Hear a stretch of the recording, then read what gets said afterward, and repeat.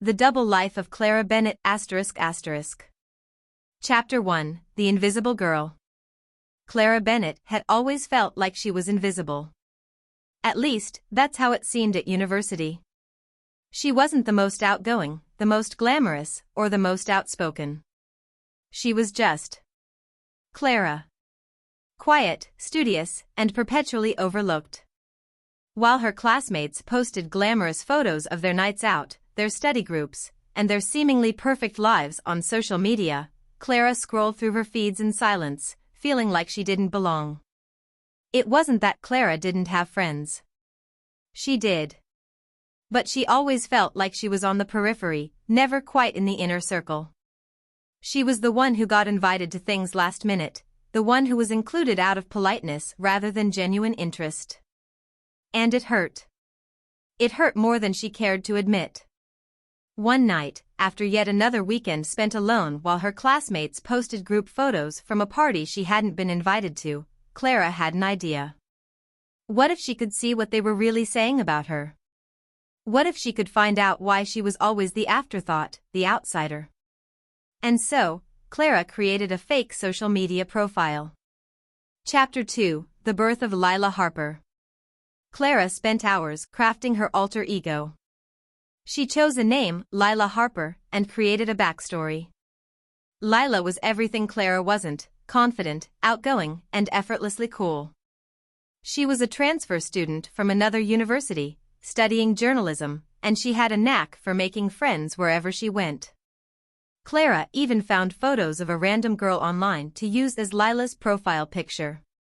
The girl looked friendly and approachable, but not so stunning that she'd draw suspicion. Once the profile was ready, Clara began adding her classmates. She started with the people she knew the least, the ones who wouldn't question why they hadn't met Lila in person yet. To her surprise, they accepted her friend requests without hesitation. Soon, Lila Harper was part of the group chats, the Instagram stories, and the Snapchat streaks. Clara told herself it was just an experiment, a way to gain insight into her classmates' lives. But deep down, she knew it was more than that. She was desperate to know what they really thought of her. Chapter 3, The First Revelation. It didn't take long for Clara to find what she was looking for. One night, as she scrolled through a group chat under Lila's profile, she saw her name mentioned. "Did you see Clara's presentation in class today?" one of her classmates, Jess, wrote. It was so awkward. She kept stumbling over her words. "I know," replied another classmate, Ryan. "She's so quiet all the time. It's like she's scared of her own shadow." Clara's heart sank as she read the messages. She had worked so hard on that presentation, and she thought it had gone well. But apparently, her classmates had been laughing at her behind her back. The comments didn't stop there. Over the next few days, Clara saw more messages about herself. Some were harmless, but others were downright cruel. They mocked her clothes, her shyness, even the way she ate her lunch. Clara felt like she had been punched in the stomach. She had always suspected that her classmates didn't like her, but seeing the evidence in black and white was devastating. Chapter 4, The Trap. As the weeks went by, Clara became obsessed with her double life. She spent hours every night scrolling through her classmates' conversations, looking for any mention of herself. But the more she read, the worse she felt. It seemed like no one had anything nice to say about her. Then, one night, something unexpected happened. Clara was scrolling through a group chat when she saw a message that made her blood run cold. "Does anyone else think Lila is kind of fake?" Jess wrote. Clara's heart pounded as she read the responses. "Totally," Ryan replied.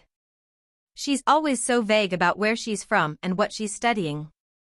It's weird." "And have you noticed she never posts photos of herself with anyone?" added another classmate, Mia. "It's like she's hiding something." Clara felt a wave of panic. She had been so careful to keep Lila's identity a secret, but now her classmates were starting to suspect something was off. She needed to do damage control, fast. Chapter 5, The Unraveling. Clara tried to keep up the charade, but it was getting harder and harder. Her classmates were asking Lila questions she couldn't answer, like which dorm she lived in and why she never showed up to parties. Clara had to think on her feet, making up excuses and deflecting their suspicions. But the more she lied, the more tangled the web became.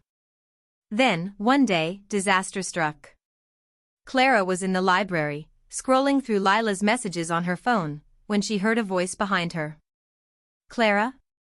She turned around to see Jess standing there, her arms crossed and her expression unreadable. "Hey, Jess," Clara said, trying to sound casual. "What's up?" Jess didn't smile.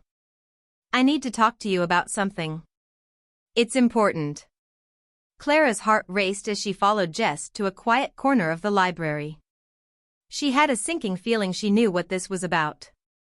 "So," Jess began, her tone icy, "I was going through some old photos the other day, and I found something interesting." She pulled out her phone and showed Clara a screenshot. It was a photo of Lila Harper's profile picture, the one Clara had stolen from the internet. "I reverse image searched this," Jess said. "And guess what? It's not you. It's some random girl from a stock photo website." Clara felt like the ground had been ripped out from under her. She opened her mouth to protest, but Jess cut her off. "Don't bother lying, Clara. We all know it's you. You've been pretending to be Lila this whole time, spying on us, and honestly? It's creepy." Clara's face burned with shame. I didn't mean to hurt anyone," she stammered. "I just wanted to know what you all thought of me." Jess's expression softened slightly, but her tone was still firm. "Clara, if you wanted to know what we thought of you, you could have just asked. Instead, you lied to us, manipulated us, and invaded our privacy. Do you have any idea how messed up that is?"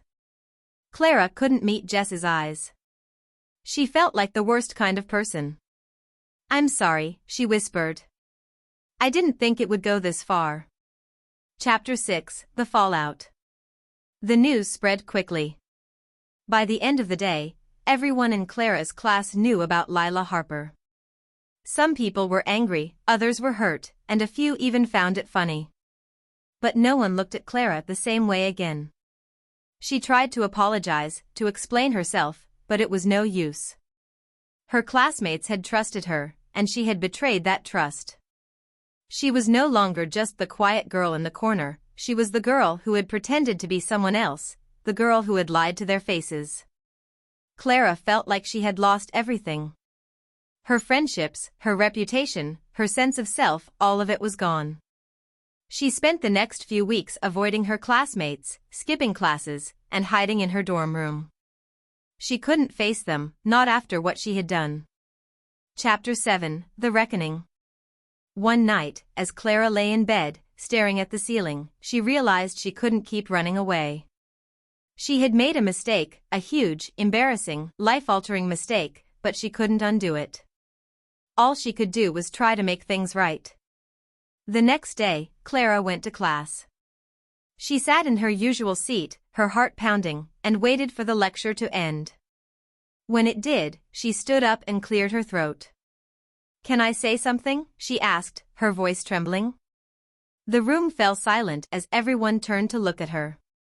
Clara took a deep breath and began to speak. "I know what I did was wrong," she said. "I lied to all of you, and I invaded your privacy. I was selfish and insecure, and I let my fear of being left out control me. But that's no excuse. I hurt people, and I'm so sorry." She paused, her eyes filling with tears. "I don't expect you to forgive me. I just wanted you to know that I'm sorry, and that I'm going to do better. I'm going to be honest, and I'm going to earn back your trust, if you'll let me." For a moment, no one said anything. Then, to Clara's surprise, Jess stood up. "Thank you for saying that," Jess said. "It took a lot of courage. And for what it's worth, I forgive you." One by one, the others nodded. Some of them smiled. Others still looked wary, but Clara knew that was okay.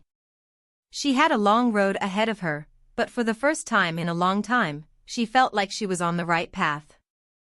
Chapter 8: The New Beginning. In the weeks that followed, Clara worked hard to rebuild her relationships. She was honest about her insecurities, and she made an effort to be more open and vulnerable with her classmates. It wasn't easy, but slowly, things began to change.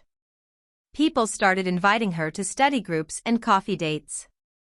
They asked for her opinion in class and included her in their conversations. Clara still felt like she had a lot to prove, but she was no longer invisible. She was seen, and she was valued, not for being someone she wasn't, but for being herself. As for Lila Harper, Clara deleted the profile and vowed never to create another fake identity again. She had learned the hard way that the truth, no matter how painful, was always better than a lie. And as she looked out at the horizon, Clara knew that her future was bright, not because she was pretending to be someone else, but because she was finally embracing who she was. The end. Title: The Secret She Couldn't Keep. Chapter 1: The Perfect Couple.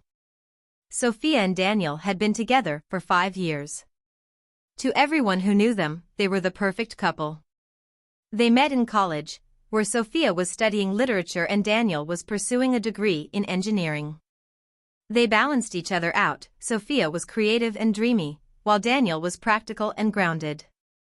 They shared dreams of traveling the world, buying a house, and maybe even starting a family someday. But Sophia had a secret, one she had kept buried deep inside her for years. A secret so big, she was terrified it would destroy everything they had built together. Chapter 2: The Secret. Sophia's secret was simple yet devastating. She had a child. A daughter named Lily, who was now 6 years old. Sophia had given birth to Lily when she was just 19, during a brief relationship with a man who had disappeared shortly after learning she was pregnant. Sophia had been too young and too scared to raise a child on her own, so she had made the heart-wrenching decision to give Lily up for adoption. It was a closed adoption, meaning Sophia had no contact with her daughter or the adoptive family. She had tried to move on with her life, but the guilt and grief never fully went away. When Sophia met Daniel, she was determined to leave her past behind. She told herself that Lily was part of a life she no longer lived, a chapter she had closed for good. But as their relationship grew more serious, the weight of her secret became harder to bear. Daniel was kind, loving, and trustworthy. He deserved to know the truth. But every time Sophia tried to tell him, fear stopped her. What if he saw her differently? What if he couldn't forgive her for keeping such a huge secret? What if he left her? Chapter 3: The Cracks Begin to Show. As the years went by, Sophia's secret began to take a toll on her. She became increasingly anxious and withdrawn, always afraid that the truth would come out. She avoided conversations about their future, terrified that Daniel would bring up marriage or children. She even lied about her past, creating a fictional version of her life that didn't include Lily. Daniel noticed the change in Sophia. He could sense that something was bothering her, but every time he asked, she brushed him off. "I'm just stressed about work," she would say, "or I'm tired." But Daniel wasn't convinced. He loved Sophia deeply, but he couldn't shake the feeling that she was hiding something from him. Chapter 4: The Breaking Point. The breaking point came one evening when Daniel surprised Sophia with a romantic dinner at home. He had cooked her favorite meal, lit candles, and even bought her a beautiful necklace. As they sat down to eat, Daniel took her hand and looked into her eyes. "Sophia," he said, his voice soft but serious, "I love you. More than anything. But lately, I feel like there's something you're not telling me. Something big. And it's tearing us apart." Sophia's heart raced. She wanted to tell him the truth, to finally unburden herself, but the words wouldn't come. Instead, she forced a smile and said, "There's nothing wrong, Daniel. I promise." But Daniel wasn't fooled. "Sophia, I know you're lying. I can see it in your eyes. Whatever it is, you can tell me. I just want to understand." Sophia felt tears welling up in her eyes. She wanted to tell him, but she was paralyzed by fear. What if he hated her? What if he left her? She couldn't bear the thought of losing him. Chapter 5: The Truth Comes Out. A few weeks later, Sophia's worst fear came true. She was at work when she received a phone call from an unknown number. Her heart sank when she heard the voice on the other end. Sophia? This is Emily, Lily's adoptive mother. I'm sorry to call you out of the blue, but Lily has been asking about you. She wants to meet you. Sophia's world spun. She had never expected this. She had always assumed that Lily's adoptive parents would keep her existence a secret. But now, her past was crashing into her present, and there was no way to stop it.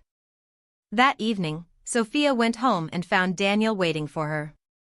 He looked upset, and Sophia knew immediately that something was wrong. Sophia, he said, his voice trembling, I got a call today. From a woman named Emily. She said she's the adoptive mother of your daughter. Sophia felt like the ground had been ripped out from under her. She sank onto the couch, tears streaming down her face. Daniel, I'm so sorry. I wanted to tell you, but I was scared. I didn't want to lose you. Daniel sat down beside her, his expression a mix of shock and hurt. Sophia, how could you keep something like this from me? I thought we trusted each other. I do trust you, Sophia said, her voice breaking. But I was so ashamed. I thought you'd see me differently if you knew. Daniel was silent for a long time. Finally, he said, Sophia, I love you. But this is a lot to process. I need some time to think. Chapter 6: The Aftermath. The next few weeks were agonizing for Sophia. Daniel moved out of their apartment, saying he needed space to figure things out. Sophia was devastated, but she understood.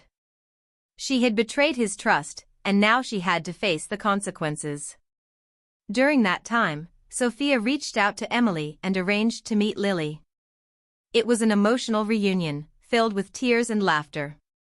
Sophia was overwhelmed by how much Lily looked like her, and by how much she had missed. But she also felt a sense of peace. For the first time in years, she was being honest, with herself and with the people she loved. Chapter 7: A Second Chance. One evening, Daniel showed up at Sophia's door. He looked tired, but there was a softness in his eyes that gave her hope. Sophia, he said, I've had a lot of time to think. And I realized something. I love you. I love you more than anything.